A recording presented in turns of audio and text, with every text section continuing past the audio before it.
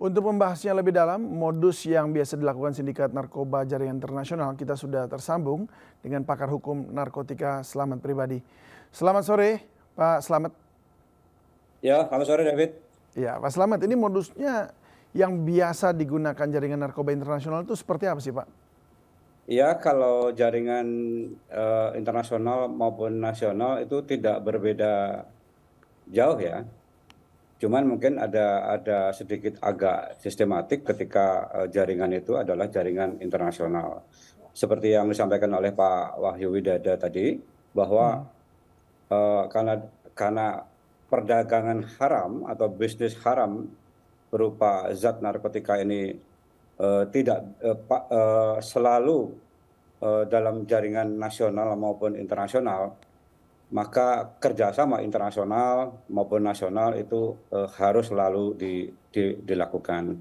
Kemudian kalau modus tidak ada perubahan yang signifikan sampai saat ini, barangkali hanya ada sedikit-sedikit modifikasi seperti yang disampaikan oleh Pak Wahyu Widada tadi, bahwa ada bagian keuangan, ada bagian administrasi dan lain sebagainya. Itu sudah terjadi di beberapa kejadian-kejadian sebelumnya. Yang jelas tidak jarang sekali kegiatan atau bisnis haram internasional ini adalah bersifat perorangan. Pasti ada tangan-tangan, kaki-kaki yang dia lakukan. Saya sampaikan selamat dulu teman-teman di Baris Krim. Mantap itu. Baik. Nah, ini menarik untuk membahas tangan-tangan dan kaki-kaki begitu ya. Ya. Menurut Anda siapa saja yang bisa menjadi tangan-tangan dan kaki-kaki? Apakah ini juga artinya bisa masuk ke arah aparatur negara begitu?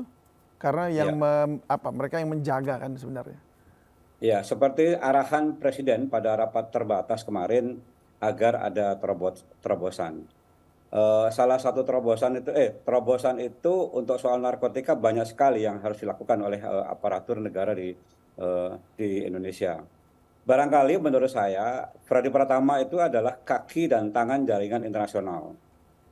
Menurut saya lagi itu bukan sebulan 2 bulan dia berjalan, mungkin sudah sekian bulan bersama-sama dengan jaringan nasional maupun dengan jaringan internasional. Tinggal nangkep aja di mana posisi terakhir dari Freddy Pratama. Karena apa? Barangkali saran dari saya kepada penegak hukum, matikan itu jaringan keuangannya. Blokir semua rekening-rekening yang berkaitan dengan dia. Pasti akan muncul. Satu persatu akan muncul, baik yang pasif maupun yang aktif. Yang aktif itu adalah mereka-mereka yang bersama-sama dengan Freddy, atau mereka-mereka yang jaringan Freddy yang sebagai penerima atau pasif tadi ya, menerima atau tidak begitu aktif. Blokir aja semua rekening-rekening yang berkaitan dengan Freddy Pratama. Itu nanti satu persatu akan muncul. Itu Mas. Munculnya seperti apa maksudnya? Ya karena kan jaringan keuangan itu kan ibarat urat nadi. Ketika kita akan bepergian, ketika kita akan belanja sesuatu, ketika kita akan melaksanakan sesuatu, itu sedikit atau banyak pasti akan menggunakan keuangan. Ya. Baik itu cash maupun atau melalui phone banking ya, melalui perbankan, jaringan perbankan. Mereka akan muncul komplain misalnya, apakah tapi yang penting harus ada indikasi transaksi yang mencurigakan. Sebab kalau tidak sesuai dengan indikasi itu, maka kita akan mengalami kesulitan atau mengalami komplain-komplain di belakang hari. Jadi dugaan keras bahwa ini ada hubungan dengan jaringan nasional maupun internasional Freddy Pratama karena pernah mengirim atau menerima, itu sebaiknya itu diblokir supaya muncul mereka. Itu Mas. Ya, baik. Kita mau tahu juga nih Pak ya, bagaimana sebenarnya mereka bisa melintasi perbatasan gitu. Kalau memang sebenarnya di perbatasan sudah dijaga, nah tapi saya nggak tahu nih apakah sudah dijaga dengan ketat atau tidak begitu ya. Tapi masih bisa Oke. lolos masuk. Apakah memang diproduksinya di luar, kemudian diperdagangkan dalam Indonesia, atau memang bisnis itu ada di Indonesia, diproduksi di Indonesia, tapi dikontrol oleh jaringan internasional? Yang mana yang biasanya dilakukan?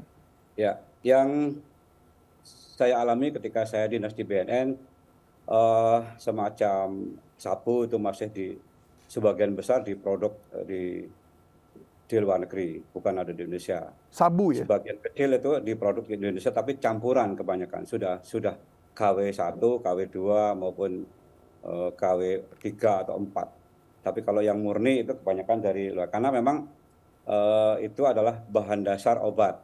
Kemudian disalahgunakan oleh mafia tertentu atau jaringan tertentu yang mengarah ke arah Indonesia. Kalau dihubungkan dengan perbatasan di seluruh Indonesia memang rawan. Penjagaan oleh aparatur negara hanya ada di tempat-tempat tertentu di mana sesuai dengan kemampuan negara ini. Tapi jalan-jalan tikus, pelabuhan-pelabuhan kecil atau pelabuhan-pelabuhan bukan pelabuhan tetap itu masih digunakan oleh mereka. Sebagai contoh, ketika di selatan, jaringan selatan, saya katakanlah Pelabuhan Ratu, di mana jaringan Iran pada saat itu masuk, itu lewat pelabuhan Betul.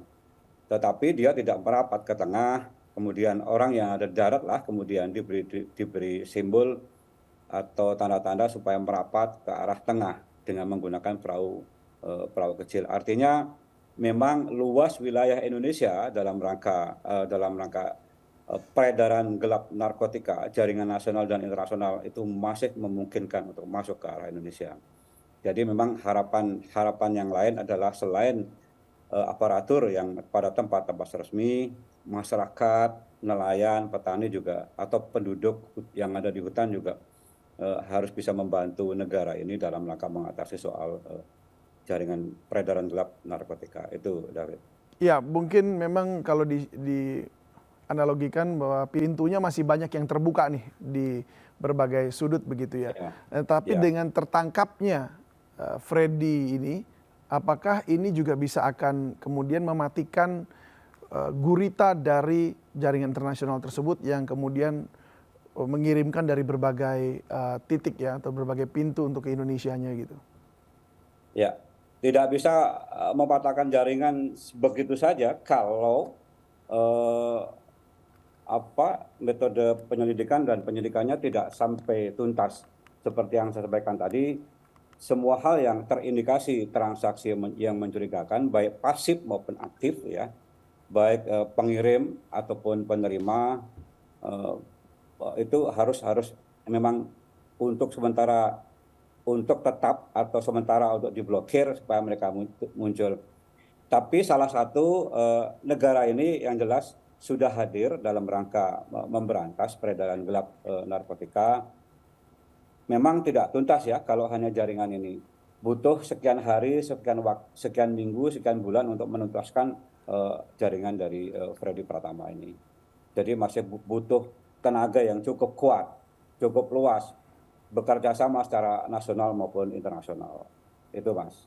Ya, ini harus napas panjang begitu ya untuk menyelesaikan. Ya, tapi kita harus berterima kasih, tidak boleh mengatakan oh cuma segitu, nggak bisa. Karena narkotika itu memang seperti gunung es yang tampak memang hanya ujung, tapi di bawahnya akarnya masih panjang. Ya, itu. Baik, lalu hukum apa nih yang menanti Freddy Pratama ini? Kalau saya sekaliber Freddy Pratama dan underbow-nya atau middle up-nya atau middle bawahnya itu harus hukuman yang keras, karena di undang-undang narkotik ada hukuman mati. Jadi hukuman yang paling keras, hukuman yang paling tinggi gitu. Hukuman mati berarti ya? Ya, kalau hukuman yang paling tinggi adalah hukuman mati. Baik, terima kasih Pak Slamet Pribadi untuk informasinya dan juga masukannya kepada pemerintah. Terima kasih sekali lagi. Semoga narkotika boleh ditumpas di seluruh negeri kita ini dan kita bebas, anak-anak kita juga generasi kita diselamatkan ya dari semua ini. Selamat sore dan salam sehat selalu Pak Slamet. Sore Pak Rakoti, selamat sore.